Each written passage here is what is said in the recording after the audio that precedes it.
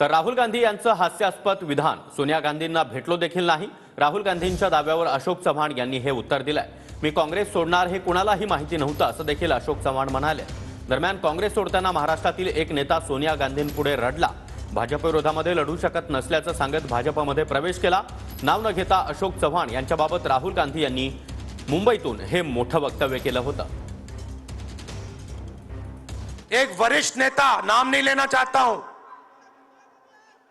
इसी प्रदेश के एक वरिष्ठ नेता कांग्रेस पार्टी को छोड़ते हैं और रो के कहते हैं, मेरी मां से रो के कहते हैं कि सोनिया जी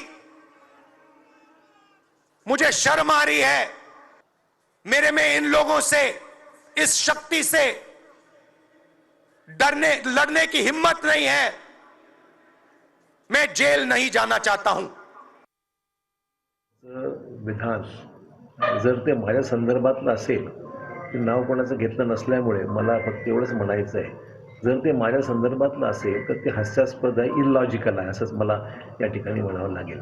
कारण की मी कधीही पहिली गोष्ट म्हणजे मी सोनिया गांधींना भेटलेलो नाही, त्यामुळे मी सोनिया गांधींकडे भेटून माझी काही भावना व्यक्त केल्यासंदर्भातलं जे विधान झालेलं आहे ते चुकीचं आहे, दिशाभूल करणारं आहे आणि त्याच्यामध्ये काही तथ्य नाही आहे, पहिली गोष्ट। दुसरी गोष्ट अशी आहे की मी शेवटच्या क्षणापर्यंत काँग्रेस पक्षाच्या मुख्यालयामध्ये पक्षाचं काम करत राहिलेलो आहे, त्यामुळे मी पक्ष सोडेपर्यंत माझ्या पक्ष सोडण्याची माहिती कोणालाही नव्हती, त्यातलं वास्तव आहे।